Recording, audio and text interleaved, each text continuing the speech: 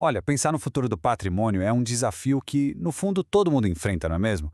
Nesta análise, a gente vai desvendar juntos as regras e as estratégias do planejamento sucessório aqui no Brasil de um jeito bem claro e direto. Bom, vamos lá. O nosso roteiro de hoje vai ser o seguinte. A gente começa com o problema que todo mundo conhece. Morte, impostos e, claro, o drama familiar. Depois a gente vai decifrar a regra mais importante de todas, a dos herdeiros necessários. Em seguida, vamos ver quais são as ferramentas disponíveis para organizar o legado, dar uma olhada numa estratégia mais avançada que é a holding e, para fechar, tentar entender a filosofia por trás de tudo isso. Sabe, no fundo, toda essa conversa sobre planejamento sucessório começa com uma única pergunta. Uma pergunta bem simples, mas que pode definir o futuro de uma família por gerações. E se não tem um plano claro, a resposta, olha, pode ser bem complicada. Muitas vezes, o que fica é conflito, briga e até a perda de tudo que foi construído. É isso. O ponto crucial aqui é que a falta de planejamento não é só um problema de dinheiro, de finanças, é um problema de família. Pode ser aquele momento que, infelizmente, racha a família para sempre. Ok, para a gente conseguir entender o planejamento sucessório aqui no Brasil, tem uma coisa que a gente precisa encarar de frente. É tipo a muralha mais alta de um labirinto. Uma regra que não dá para negociar e que está bem no coração da nossa lei. E aqui que a coisa muda de figura, porque a lei brasileira entra com tudo. Esse conceito aí, a cota legitimária, basicamente diz o seguinte: não importa muito o que a pessoa queira, metade de tudo que ela tem já possui um destino carimbado pela lei. E esse gráfico deixa tudo bem claro. Imagina o patrimônio como uma pizza. A lei chega e corta ela bem no meio. Metade, que é a chamada legítima, é intocável, garantida para os herdeiros. A outra metade é a parte disponível. É sobre essa parte que se pode decidir o que fazer. Tá, mas quem são essas pessoas, esses herdeiros que a lei protege tanto? A lista é bem específica. Primeiro vem os descendentes, ou seja, filhos, netos, depois os ascendentes, que são os pais, avós, e, claro, o cônjuge ou o companheiro. A lógica aqui é proteger o núcleo familiar. Ok, então a gente já entendeu a regra dos 50%. Metade é intocável. A pergunta que fica é, e a outra metade? O que dá para fazer com ela? É aí que o jogo do planejamento começa de verdade, com as ferramentas certas. E olha, o arsenal de ferramentas que se tem à disposição é bem variado.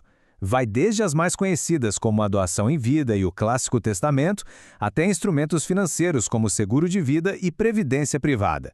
Cada um tem uma função, um objetivo diferente, mas todos trabalhando dentro daquele limite dos 50% que a lei permite. Vamos pegar o testamento, por exemplo. Ele é, talvez, a ferramenta mais clássica para isso. É um documento formal, super pessoal e, o mais importante, pode ser mudado a qualquer momento. É ali que a pessoa pode dizer exatamente o que quer que seja feito com a sua metade disponível. Agora, vamos subir um degrau. Para cenários mais complexos, principalmente quando tem empresa familiar no meio da história, as fontes apontam para estratégias mais sofisticadas. E uma das principais é a tal da holding. A holding familiar não é só um cofre para guardar bens, sabe? A ideia aqui é muito mais profunda. É criar uma empresa para ser a dona de tudo, profissionalizando a gestão do patrimônio e, principalmente, pensando na continuidade dos negócios e na proteção para as próximas gerações.